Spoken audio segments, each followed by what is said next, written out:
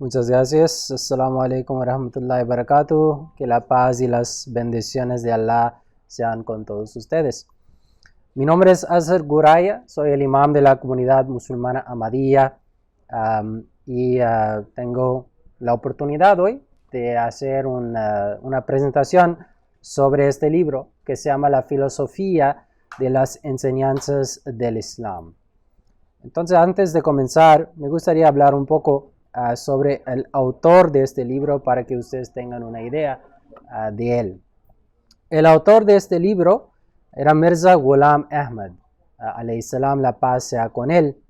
Él nació en 1835 y falleció en 1908 en Qadian, India. Y él era el fundador de la comunidad musulmana Ahmadiyya. Entonces, en el Islam hay diferentes grupos, hay diferentes sectas. Los sunitas son el grupo más grande, luego tenemos los chiitas, pero el tercer grupo más grande es la comunidad musulmana Ahmadiyya. Y lo que distingue a él y su vida es que él proclamó ser el Mesías prometido, es decir, esta figura esperada tanto por los musulmanes como los cristianos y también seguidores de otras religiones. El segundo advenimiento de Jesús, por ejemplo, para los cristianos, el Mahdi, el líder guiado, otra figura que los musulmanes estaban esperando. Entonces él dijo que Allah le había revelado que él era esta persona esperada por todas las distintas religiones alrededor del mundo.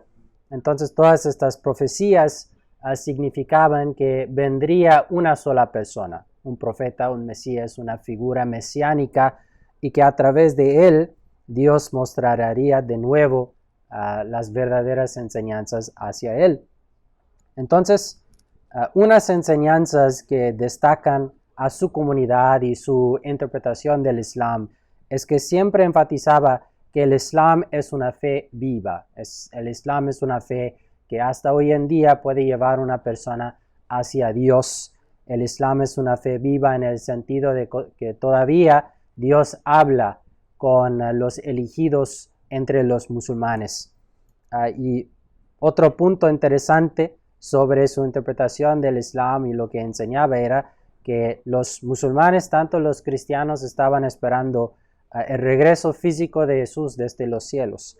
Pero él dijo que Jesús, según el Corán, pero también según la Biblia, había sobrevivido a la crucifixión. Entonces no fue llevado físicamente a los cielos, sino que después de su supervivencia se fue o dejó el imperio romano en búsqueda de las tribus perdidas de la casa de Israel. Eventualmente llegó a Cachemira, donde murió a la edad de 120. Entonces esto es un poco sobre él. Pero ahora me gustaría hablar específicamente sobre este libro, porque este libro también tiene un contexto interesante. Originalmente no fue escrito como un libro, fue escrito como una ponencia escrita en una conferencia multireligiosa en 1896 en Lahore, en la ciudad de Lahore, en la India, y hubo una audiencia de casi 8,000 personas durante los días de esta conferencia. Básicamente, los líderes de diferentes religiones fueron invitados por la comunidad hindú para que hablen sobre los conceptos de sus propias religiones sin atacar a otras religiones. Entonces, Mirza Ghulam Ahmad fue invitado como un ponente por parte de los musulmanes. Entonces, él aceptó, y un punto interesante es que Mirza Ghulam Ahmad escribió antes de su ponencia de que Dios le había revelado que su su texto superaría a todos los demás en cuanto a su calidad, en cuanto a su aceptación, y de forma interesante a todos los medios de comunicación, los varios periódicos que cubrieron esa conferencia, básicamente dijeron lo mismo, hasta que la conferencia originalmente era de 3 días y los organizadores agregaron un día extra para que la ponencia total de Mirza Ghulam Ahmad podría estar presentada allá. Pero los 5 temas que se trata en este libro son las siguientes, ¿no? Básicamente se habla del ser humano, la moralidad, la espiritualidad, qué pasa después de la muerte, qué es el objetivo de la vida humana, cómo lograr este objetivo, qué pasa después de la muerte, y las fuentes del conocimiento divino. Entonces son temas bien amplios, obviamente. Cuando fue presentado en esta conferencia, la presentación duró casi 7 horas, no tenemos 7 horas hoy, pero voy a tratar de darles un resumen en breve sobre los varios temas. Entonces vamos a comenzar con la primera consideración, las cualidades físicas, morales y espirituales del hombre. Entonces, algo especial sobre este libro es que habla directamente presentando evidencias desde el Sagrado Corán. Entonces, estos no son ideas de Mirza Ghulam Ahmad así. Entonces, una característica especial de este libro es que él deja el Sagrado Corán mismo hablar sobre estos temas. Entonces, el Corán es el libro sagrado de los musulmanes. Y una cosa que Mirza Ghulam Ahmad siempre presentaba era que el Sagrado Corán es la palabra de Dios y el Sagrado Corán es un libro completo. Siendo un libro completo, el Sagrado Corán mismo puede enseñarnos todos estos temas. Y así desarrolló todo su escrito. Pero vamos a hablar primeramente sobre los 3 tipos de condición humana, según el Sagrado Corán. El Corán dice que todos los seres humanos pasan o están en una de estas 3 condiciones. Entonces, primero tenemos el espíritu que incita al mal, que en árabe es nafse ammara. Y el Sagrado Corán hace referencia a esto en capítulo 12, como ustedes pueden leer.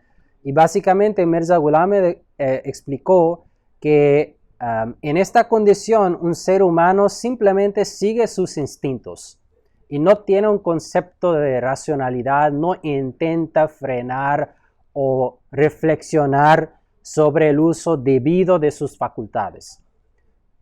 Ve algo, reacciona, ¿no? Simplemente así como un animal. Entonces, esto es el primer grado de los seres humanos. Y podemos ver esto en los bebés. Un bebé no sabe cómo racionalizar, va a reaccionar, va a seguir sus instintos.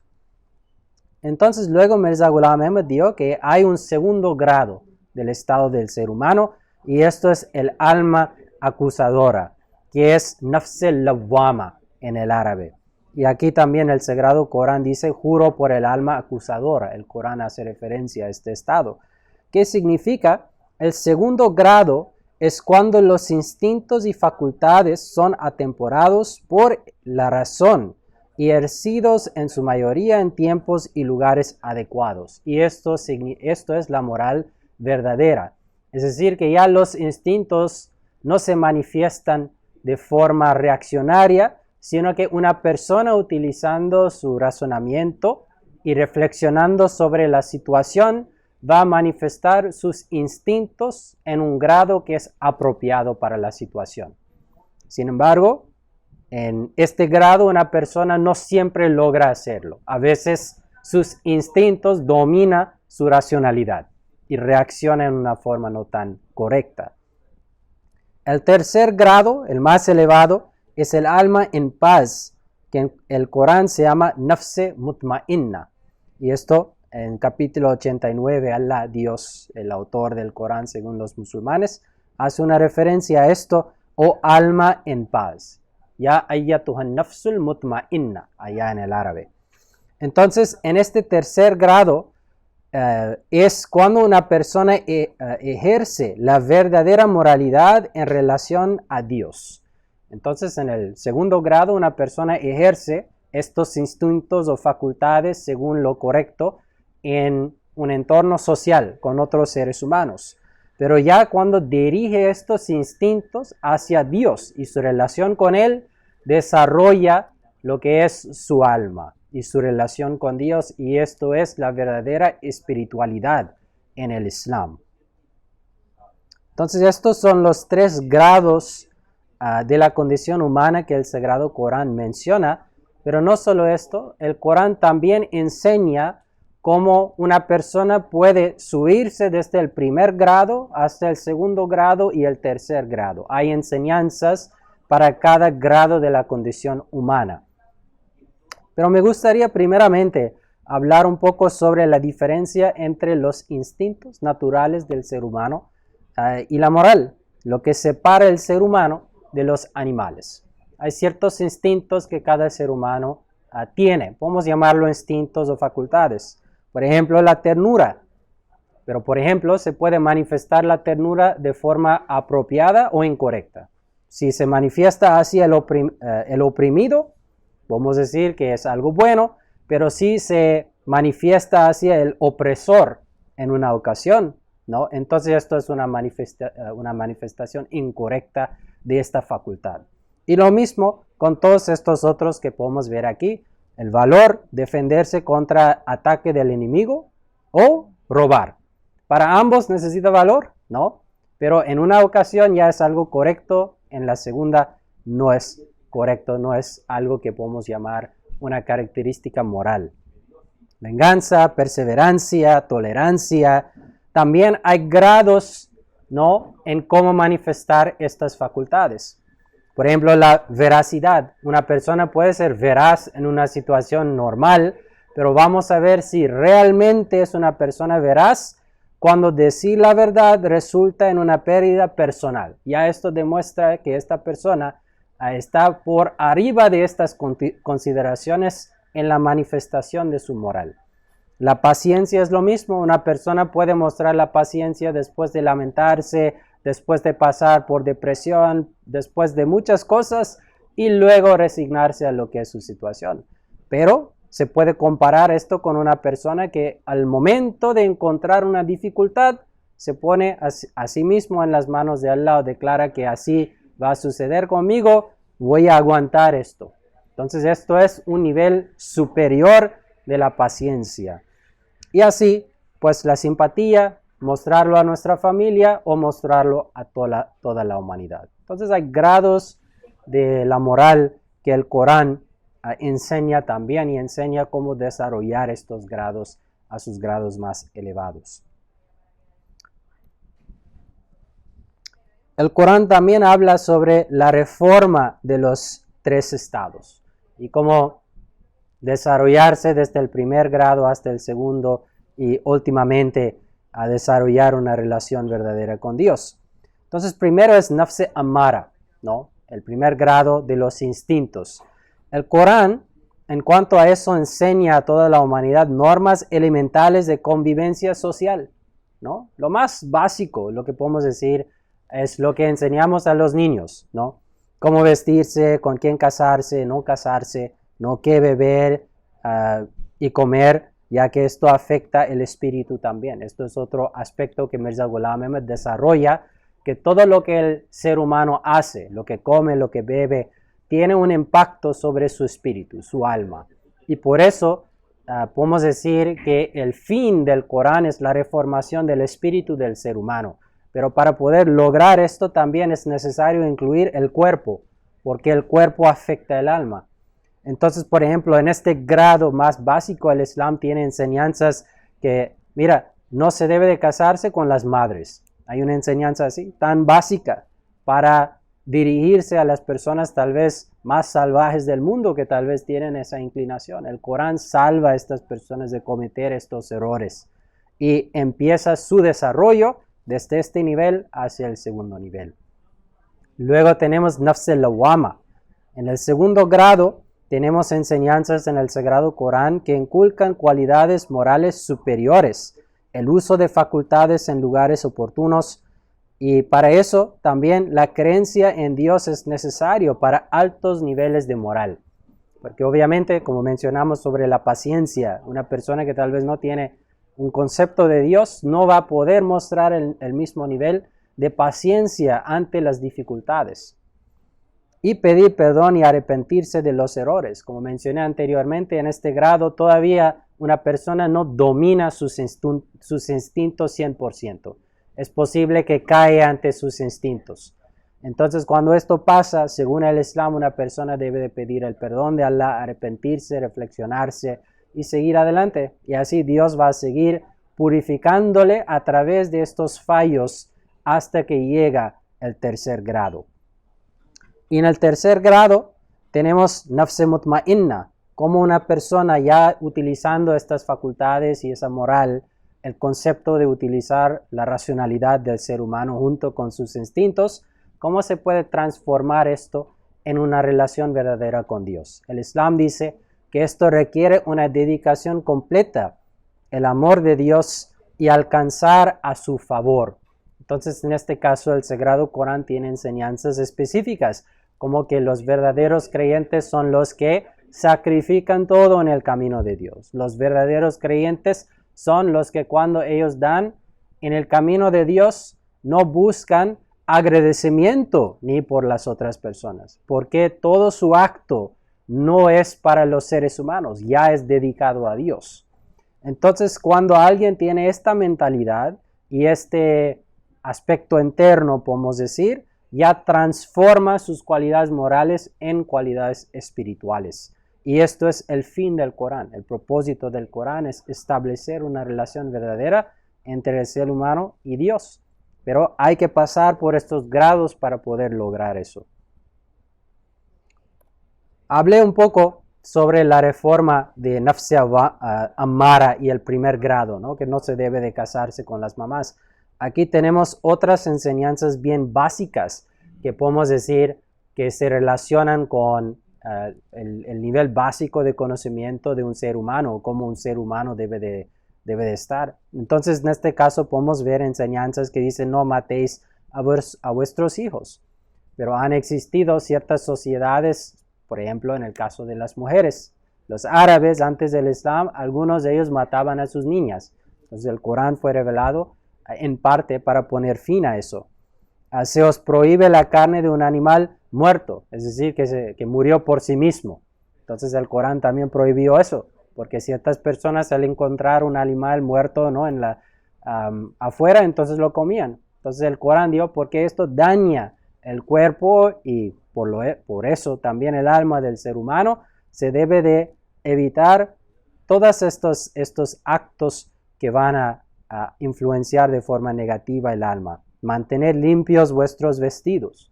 Cosas básicas así, que se tratan de la civilización básica. El Corán lo establece todo en la reforma de este primer grado del estado del ser humano. Luego, elevándonos al segundo nivel, Nafs al-Lawwama, vamos a adentrarnos un poco más de qué se tratan las enseñanzas en este grado. Entonces, hay dos aspectos de eso, cualidades morales relacionadas con la abstención del mal y cualidades morales relacionadas con hacer el bien. Entonces podemos dividir las enseñanzas así. El Corán lo hace y menciona 4 categorías de abstención del mal. Primeramente, la primera categoría se trata de ihsan o la castidad. Entonces, cómo mantenerse puros en cuanto a las relaciones íntimas y cómo lograr esta pureza. Entonces el Corán tiene varias enseñanzas sobre eso. Bajarse las miradas, tener un concepto de la segregación entre hombres y mujeres no relacionadas, utilizar el velo, la ropa apropiada, orar siempre, el ayuno, el ejercicio. Todo esto el Islam dice que son necesarios para mantener la pureza interna. Y claro, especialmente en los países occidentales, hay ciertas preguntas sobre estos conceptos de la vestimenta o el velo o la segregación o por qué todo esto existe. Quiero compartir un extracto aquí de las palabras de Mirza Ghulam Ahmad. Dijo que puesto que la condición natural del hombre, fuente de sus pasiones, es tal que no puede dominarla sin una transformación total, es natural que se exciten sus pasiones peligrosamente cuando se ofrezca la ocasión para cometer este vicio. Las miradas libres nos llevan al peligro. Si ofrecemos pan tierno a un perro hambriento, sería un vano deseo esperar que el perro no le hiciera caso. Dios exaltado pues deseaba que no se presentara ninguna ocasión para el ejercicio secreto de las facultades humanas y que el hombre nunca se viera enfrentado a nada que pudiera excitar en él tendencias peligrosas. Cuando hay tendencias peligrosas, cuando una persona aún todavía está en estos grados más básicos o elementales, obviamente no sabe cómo dominar sus instintos. Es mucho más probable que en alguna ocasión va a manifestar o va a seguir sus deseos básicos, especialmente en este caso. Entonces, por eso el Islam enfatiza la prevención. Hay que prevenir la activación de estos instintos lo máximo posible. Luego, otra categoría de la abstención de mal es amanat o diyanat, la honradez o integridad. Entonces aquí encontramos muchos versículos del Corán que hablan sobre no robar, evitar la deshonestidad, utilizar los bienes de los huérfanos de forma responsable, ¿no? Utilizar la riqueza de la sociedad de forma responsable, no malgastar las cosas. Luego tenemos hudna o haun, no causar daño corporal a otro y vivir pacíficamente. Entonces aquí encontramos muchas enseñanzas que hablan sobre la necesidad y importancia de perdonar cuando se trate de un daño superficial. Es decir, que cuando hay un daño que no afecta lo que es la vida de una persona, el hogar de una persona, el honor de una persona en una sociedad. Así una persona debe de aprender cómo perdonar a la otra persona. Y ref o kaule hasan, la cortesía o la expresión cordial, y esto se brota de la alegría. Entonces, cómo se debe de comportarse de forma muy amable con otras personas, ¿no? Saludar unos a otros, por ejemplo, es una enseñanza del Islam. El profeta dijo que sonreír es un acto de caridad. Entonces, todo esto, todas estas enseñanzas se tratan de este nivel, nafse lawama. Y el otro lado de estas enseñanzas, las cualidades morales relacionadas con hacer el bien. Entonces hay que prevenir lo malo, pero también hay que enfatizar realizar buenos actos. Entonces en este caso tenemos primero la indulgencia o el perdón. Entonces perdonar cuando la ofensa merece un castigo según la ley, pero el perdón sería más adecuado. Entonces en este caso a veces hay ciertos delitos que no son pequeños, una persona robó, digamos, ¿no? Pero en este caso, aunque la ley diga algo que se debe de aplicar algún tipo de castigo, hay que ver la situación. Si hubo un niño que entró en una tienda y tomó un dulce y es la primera vez y así está llorando y dice que nunca lo va a hacer de nuevo, entonces en este caso el Islam dice que hay que ver el contexto. Si es mejor perdonar, ya aprendió su lección, es mejor perdonar. Pero si es un robo o un ladrón habitual, ¿no? Que siempre ha sido robando y perjudicando a muchas personas, en este caso no se debe perdonar. Se debe aplicar lo que es el castigo debido según la ley, para proteger a los inocentes. Luego el Corán habla de adl, o la equidad, devolver el bien por el bien, lo más básico, ¿no? Entonces si alguien nos hace algún favor, hay que devolver el favor en alguna forma. Ihsan, la benevolencia, no solo devolver el bien por el bien, sino que tomar la iniciativa de hacer el bien a los demás, sin querer las alabanzas ni el agradecimiento, ¿no? Esto sería el nivel más elevado. Entonces, luego hay otro grado aún más elevado, que es itai zil qurba, el efecto como el que se muestra a los familiares. Entonces, en este grado, no hay ninguna idea de caridad, sino efecto profundo, como una madre da a sus hijos. No está pensando que esto es una caridad o que estoy haciendo un buen acto, ¿no? Sino que lo está haciendo desde el corazón. No entra ni el pensamiento de nada así. Si no lo hace, siente mal. Entonces esto es el grado, lo que el Islam dice una persona debe de intentar llegar a este grado en cuanto a su relación con los demás. Mirza Ghulam Ahmad también en este grado dice que hay un versículo del Corán que dice que los virtuosos beberán la copa templada con alcanfor. Y el Corán a veces habla en este estilo, hay que profundizarse un poco más. Alcanfor tiene el efecto de suprimir o cubrir en la medicina, ¿no? Pero también lingüísticamente en el árabe. Es decir, hay que borrar el corazón de los deseos e impulsos impuros. Entonces, en este caso, el Corán dice que Una persona que sigue el Islam va a pasar por un grado donde tendrá que suprimir lo que son sus deseos no tan correctos, o la manifestación de estos deseos en una ocasión no debida. Y esto es parte de su proceso de reforma. Y los virtuosos así van a beber de esta copa proveída por Dios a través del Corán y estas enseñanzas. Entonces, una persona está en este grado y luego vendrá un momento, ¿no? Parte del proceso, cuando va a empezar a utilizar estas mismas características en su relación con Dios. Entonces, este tercer grado es nafse mutmainna, cuando el alma ya está en paz. Cuando una persona ejerce estas facultades y este nivel de moral hacia Dios, pues esto resulta en una transformación. Ya la persona no está en esta lucha contra su ego, sino que Dios purifica lo que es su ego y todo este moral se manifiesta de forma natural. Pero el Corán, cuando se habla de la reforma de nafse mutmainna, obviamente es ejercer estas cualidades hacia Dios. Pero para, primeramente, entender Dios necesitamos ciertas enseñanzas. Entonces el Islam dice que si una persona quiere tener una relación con Dios, primero tiene que saber que Dios existe. Luego debe de saber cuáles son sus características o sus atributos, porque sin saber a Dios, ¿cómo vamos a tener una relación con Él? Entonces, el Corán presenta primeramente dos métodos para la comprensión de Dios. Primeramente, el Corán dice que hay que fortalecer la razón humana para que pueda aducir razones en apoyo de la existencia de Dios. El Corán dice, no fomenta la fe ciega.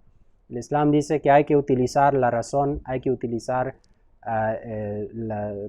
todas las facultades de comprensión que Dios nos ha dado para comprender que Dios debe de existir. Y el Sagrado Corán provee muchos argumentos lógicos para la existencia de Dios. Entonces, por ejemplo, tenemos el argumento teleológico, lo que es el argumento del diseño. El Islam presenta que todo lo que existe en el mundo, podemos decir todos los animales, están funcionando de forma armoniosa dentro de sus ambientes. Entonces, el argumento es que existe un diseño perfecto en lo que está creado. Entonces, esto requiere la existencia de un diseñador. Y este diseñador debe de ser Dios. Luego también hay un argumento cosmológico kalam, lo que significa la causa última del universo. Entonces el Corán dice que todo lo que existe necesita una causa por su existencia. Entonces yo estoy aquí porque mi mamá me dio luz. Y ella estaba allá porque obviamente mi abuela estaba allá. El universo está aquí ¿por qué? Porque algo dio luz al universo. Y podemos llegar hasta el Big Bang, pero luego tenemos que deducir qué dio luz o qué creó el Big Bang. Entonces ahí el Islam dice que todo lo que creó este universo es Dios, que tiene ciertas características de ser todopoderoso, omnisciente, todo conocedor, existe fuera de las limitaciones del tiempo y la materia. Entonces el Corán provee estos y más argumentos lógicos para establecer la necesidad de la existencia de Dios. No es un argumento directo, no nos muestra que Dios existe, pero establece la necesidad de la existencia de Dios. Luego, también da una explicación de los atributos perfectos de Dios. Entonces, cuando ya sabemos que un Dios debe de existir, debe de tener ciertas características, sin entrar en contradicciones. Entonces, el Corán habla sobre cómo un Dios perfecto debe de existir, cuáles deben de ser sus atributos, siendo único, eterno, todopoderoso, el proveedor, el protector. Todos estos atributos el Corán explica que nos dan una idea clara de quién es Dios para nosotros. Y luego el Corán habla sobre la condición de las falsas deidades, que otros dioses, que otras personas presentan, ídolos, no tienen estos atributos. ¿Y por qué faltan estos atributos?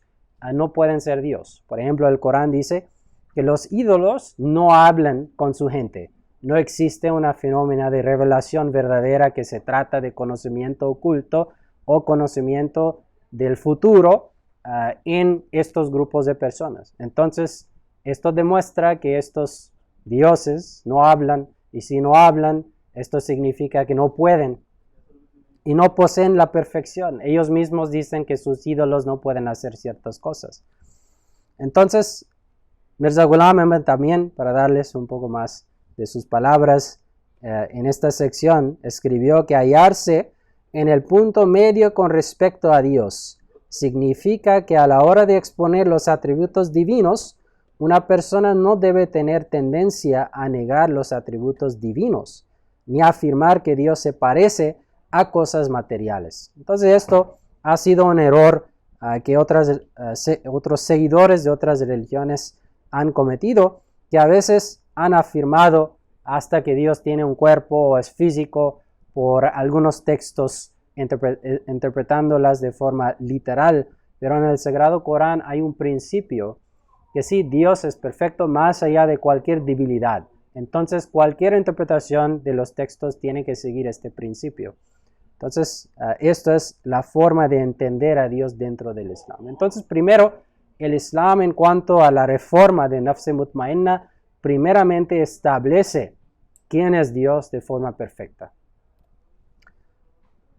Pero luego, obviamente, no es suficiente solamente pensar que Dios debe de existir o establecer la necesidad de la existencia de un Dios. Necesitamos evidencia directa de su existencia. Entonces allá también el Sagrado Corán nos provee eso. Primeramente, Dios mismo, cuando una persona llega a este grado, limpia el interior del ser humano. Entonces, como mencioné anteriormente, en este grado, una persona dedica su vida y todas sus facultades a Dios exaltado y después se entrega a las plegarias para hallarle. De este modo, Mirza Ghulam Ahmad dice, hallaremos a Dios a través del mismo Dios. Entonces esto también es un principio profundo del Corán, que sí, el razonamiento del ser humano puede llevar a una persona hacia establecer la necesidad de un Dios, pero luego para contemplar a Dios una persona tiene que someterse ante Dios y utilizar lo que es el método que Dios mismo ha puesto para poder llegar a este nivel de conocimiento. Y esto es a través de las plegarias, a través del sometimiento y la aplicación de las enseñanzas de Dios para poder ver la manifestación más clara de Dios. Entonces, en este grado, también Mirza Ghulam Ahmad explicó que se les dará a beber de una copa templada con jengibre. Entonces, jengibre en la medicina también se utiliza para dar, podemos decir, más calor a lo que es el cuerpo. En árabe también la palabra zanjabil, jengibre, lingüísticamente significa subir a una montaña. Entonces, después de la primera fase, la fase anterior que el Corán dice que se les dará esta copa que va a suprimir sus deseos básicos, luego cuando llegan a este grado, Allah dice que van a beber de esta copa de jengibre. Es una fase a través de lo cual recuperan su fuerza y ya la persona es capaz de subir montañas, realizar grandes sacrificios por el amor a Dios. Entonces también Mirza Ghulam Ahmad, esto también vamos a ver en la siguiente sección, dice que la vida espiritual comienza desde este mismo mundo, no es algo que está reservado para el más allá. Una persona puede contemplar a Dios en este mismo mundo. ¿Y qué pasa? Dios se transforma en los apéndices y miembros de una persona que está absorta en él, no físicamente, sino que una persona borrando su ego y su yo interior, limpiando su ego, básicamente lo convierta en un espejo. Y en este espejo se reflejan los atributos de Dios. Dios es misericordioso. Cuando una persona borra su ego interior, empieza a reflejar estos atributos de Dios. Él también se transforma en un ser misericordioso, siguiendo a Dios. Entonces esto es el último grado de la reforma de Nafs Mutmainna. Una persona se transforma en un reflejo completo de los atributos de Dios en este mundo. Entonces no tenemos mucho tiempo, pero voy a tratar de terminar tal vez esto y el siguiente. Entonces la segunda consideración es cuál es el estado del hombre después de la muerte. Entonces Mirza Ghulam Ahmad explicó que según el Corán hay 3 estados de existencia de un ser humano. Primeramente, tenemos el mundo en lo que habitamos. Es la primera creación, un lugar de esfuerzos para conocer las verdaderas enseñanzas de Dios, encontrar las creencias correctas, realizar actos virtuosos. Luego tenemos Barzakh. Entre la primera creación y la resurrección, el alma se separa del cuerpo físico, es decir, después de la muerte, ¿qué pasa? El alma se separa del cuerpo físico, recibe otro de luz o oscuridad y la recompensa incompleta de ese alma ya comienza. Es decir, va a empezar a experimentar lo que es el paraíso, los placeres del paraíso, o va a empezar a experimentar los dolores del infierno, pero no de forma completa, porque todavía este alma está en el proceso de desarrollo, en el desarrollo de su capacidad de sentir y experimentar lo que está ocurriendo alrededor de él.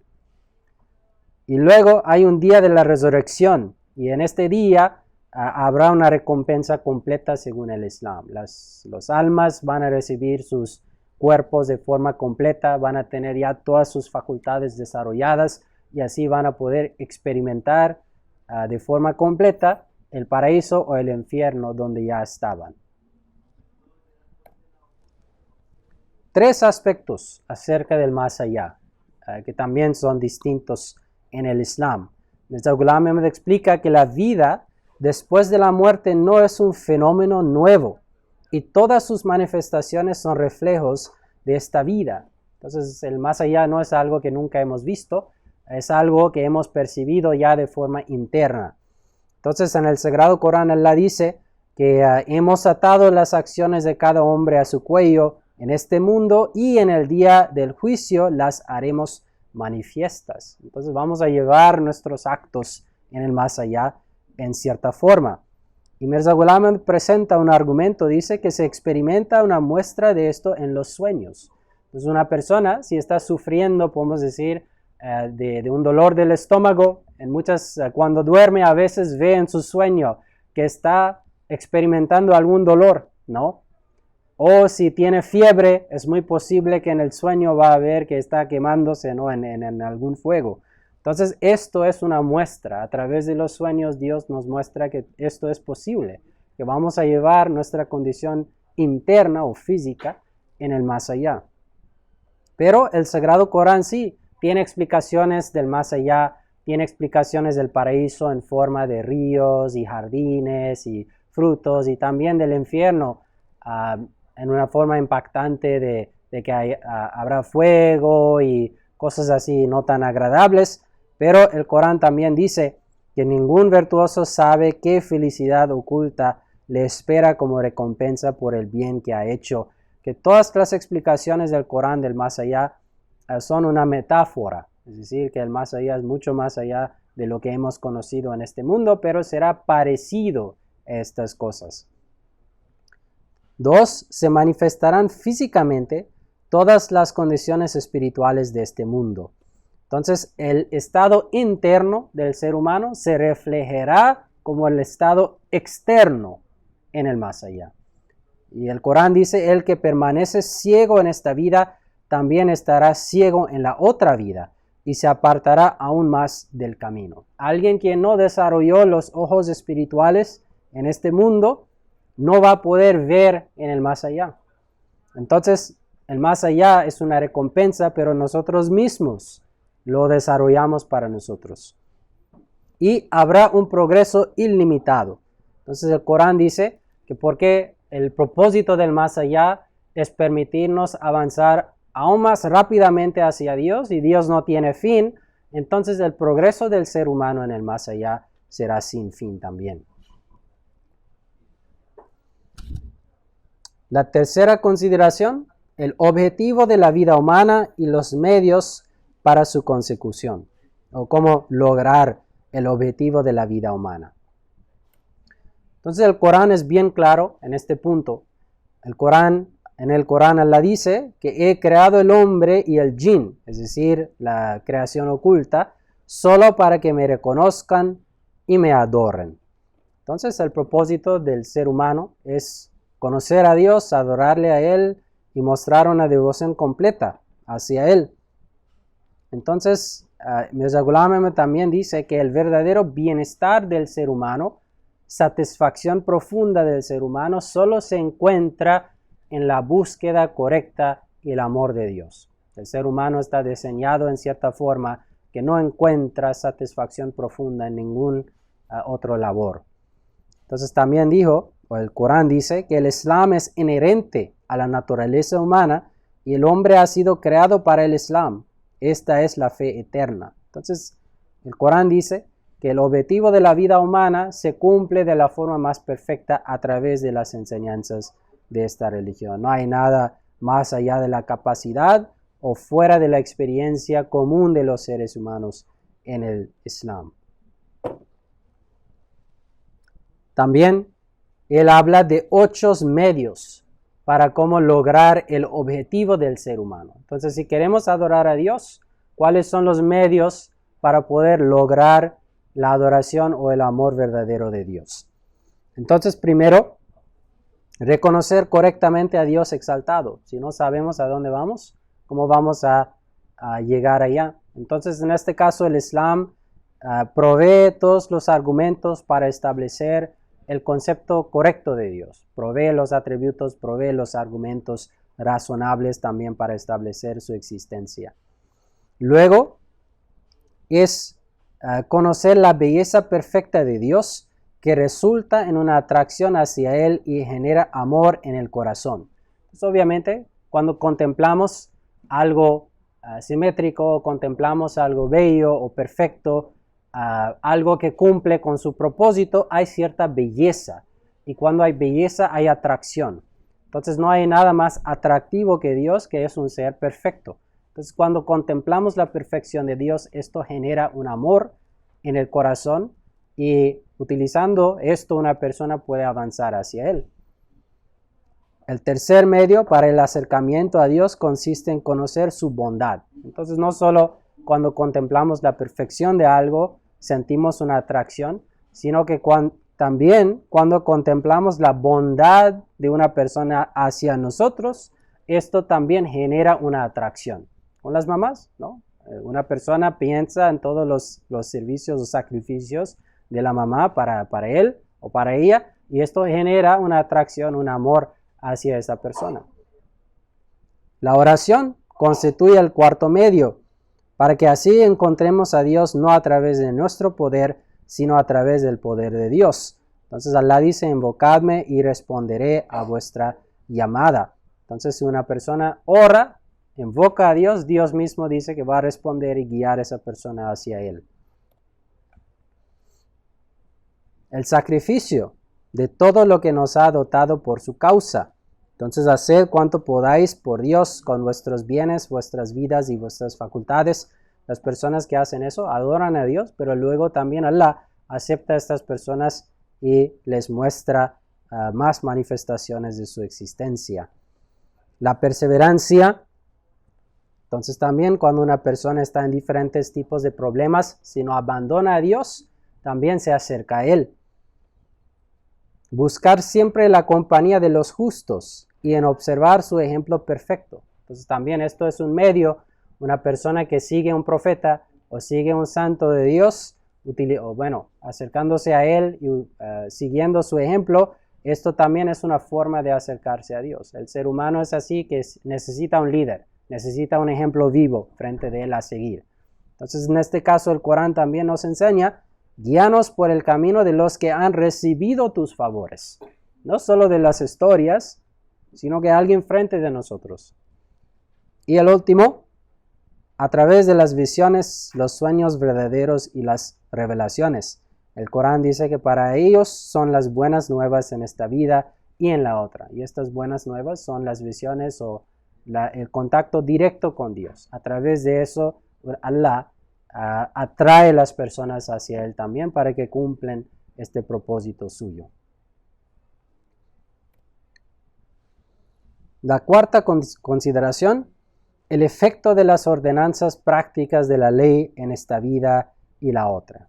Entonces, esto es algo relacionado con la primera consideración, pero Mirza Ghulam Ahmad básicamente explicó que si una persona sigue la ley del Islam, poco a poco llega o va a llegar a entender sus responsabilidades hacia el prójimo.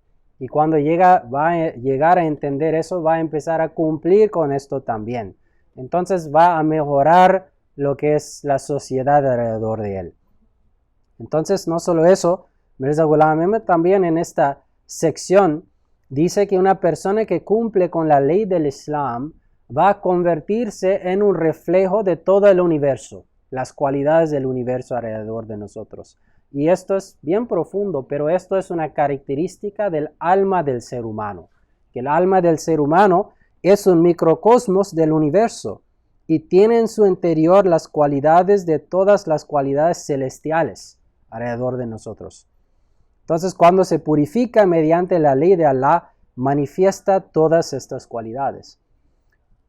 Esto es un versículo del Corán que dice que juramos por el sol y su luz, juramos por la luna cuando sigue el sol y obtiene del sol su luz y la transmite a la humanidad, juramos por el día que manifiesta la luz del sol y señala los caminos, juramos por la noche que todo lo oscurece y oculta con un velo de tinieblas, juramos por el cielo y el motivo de su creación, juramos por la tierra y la razón por la que se extiende como un suelo, y juramos por el alma humana y su cualidad que la hace igual a todas estas cosas.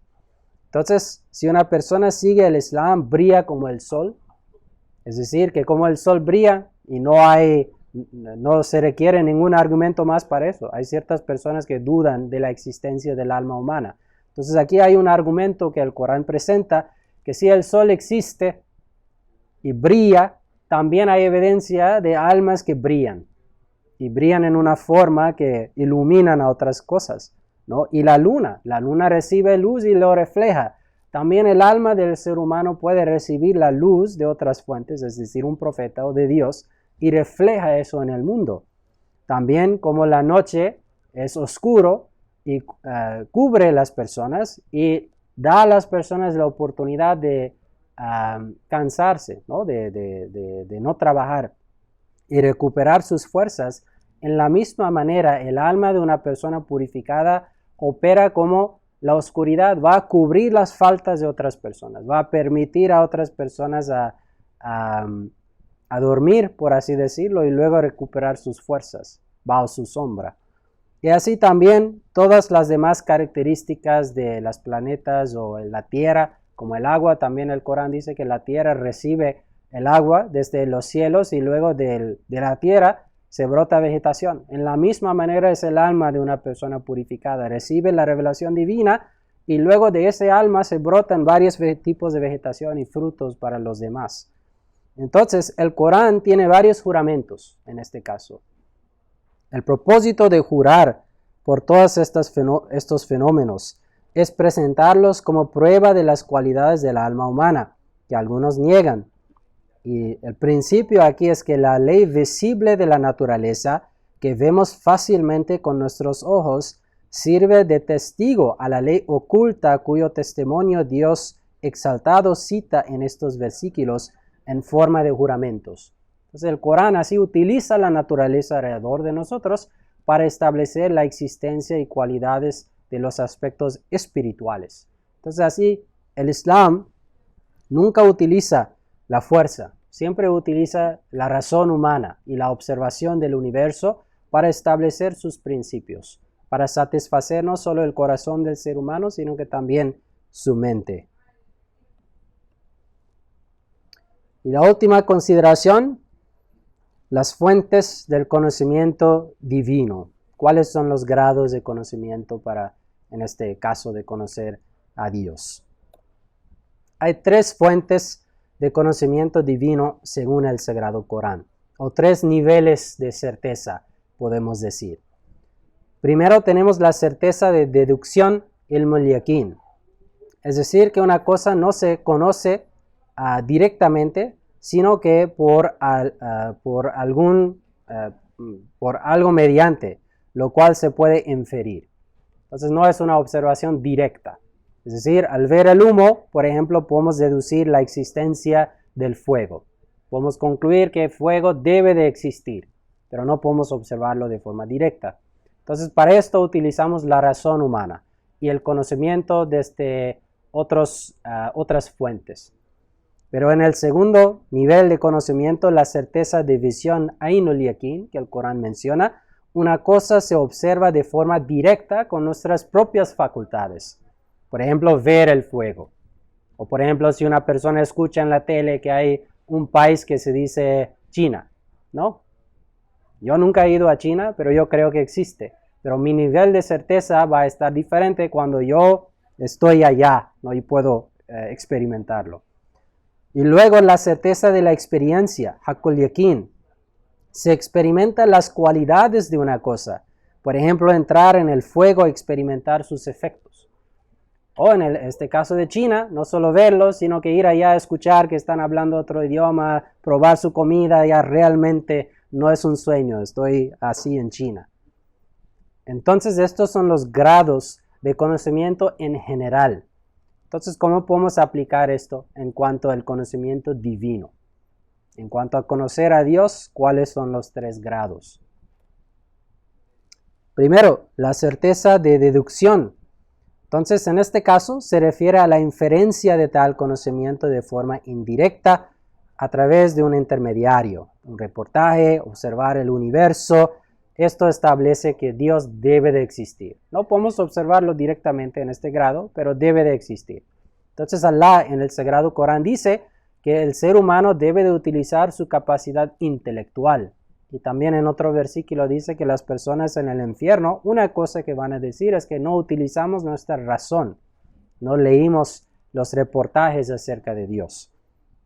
Entonces el Corán dice que los argumentos de este grado deben de ser bien razonados y convincentes y que no tengan contradicciones. Si tienen contradicciones, obviamente esto derrumba lo que es el poder del argumento. El Corán así dice que no tiene contradicciones en ninguno de sus argumentos.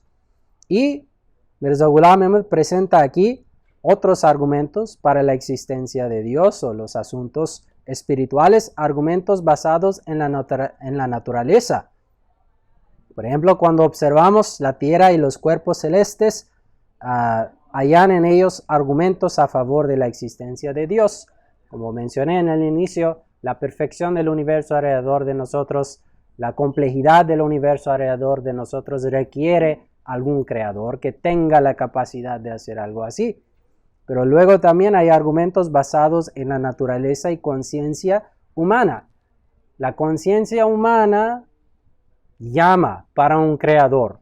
El ser humano siempre siente atraído hacia este concepto de que hay un Dios, que hay un ser superior. ¿Por qué?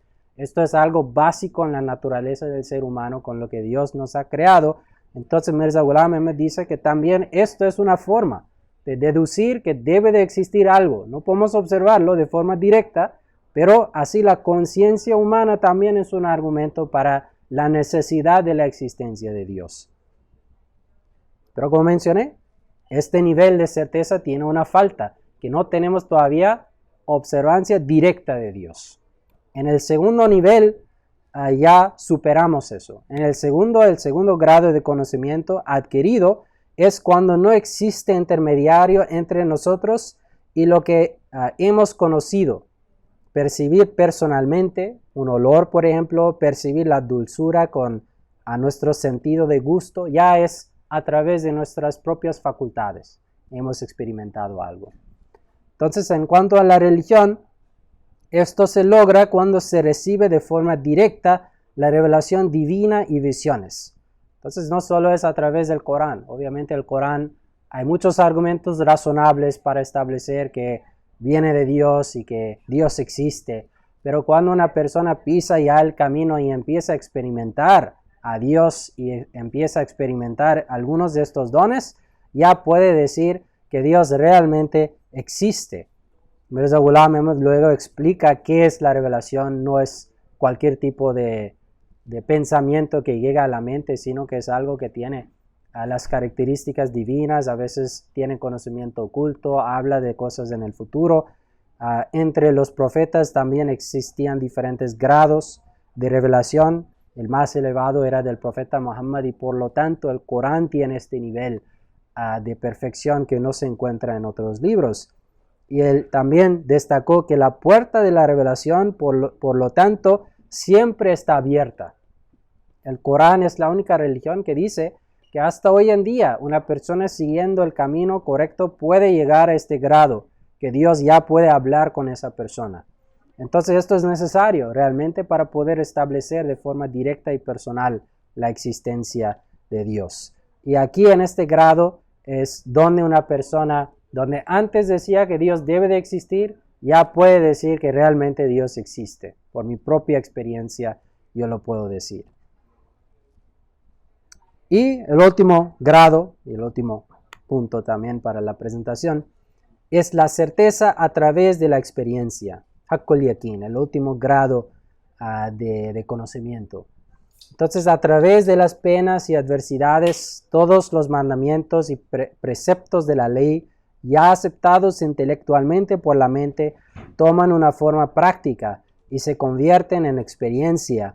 Y en ese momento el hombre se convierte en encarnación perfecta de la guía divina. Entonces, en este caso, podemos decir que una persona sabe que debe demostrar paciencia, pero sabe que es correcto, pero el nivel de certeza que va a tener ya cruzar por diferentes tipos de dificultades y mostrar la paciencia es diferente. El conocimiento se va a transformar en experiencia práctica y personal a través de diferentes situaciones. Y así, en el caso del Islam, Mirza Ghulam Ahmad dijo que en el caso del Corán, Allah ilustró esto a través de dos fases en la vida del profeta Muhammad. Entonces, una época de adversidad y una época de victoria. Entonces, para sus primeros 13 años en la ciudad de Meca, sufría mucho, bajo diferentes tipos de persecuciones y torturas. Y en este momento él mostraba la realidad de la paciencia, cómo se puede mostrar. Pero luego, cuando emigró hacia la ciudad de Medina, esto era un momento de victoria. Él fue aceptado como el líder absoluto y tenía todo el poder. Entonces, cuando tuvo poder, Allah demostró a través de él el concepto de perdón. Una persona que no tiene poder para castigar no puede ejercer el perdón, no tiene sentido, ¿no?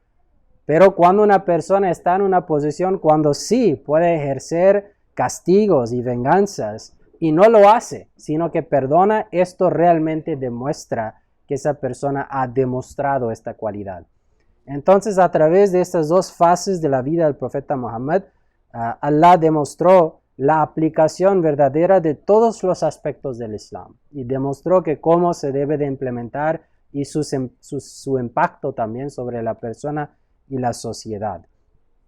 Entonces, cuando una persona llega a este nivel y a través de diferentes situaciones aplica todas las enseñanzas, ya el conocimiento se transforma en la experiencia personal y ya tiene el último grado de experiencia, lo que podemos llamar también sabiduría, ¿no? en cuanto al conocimiento.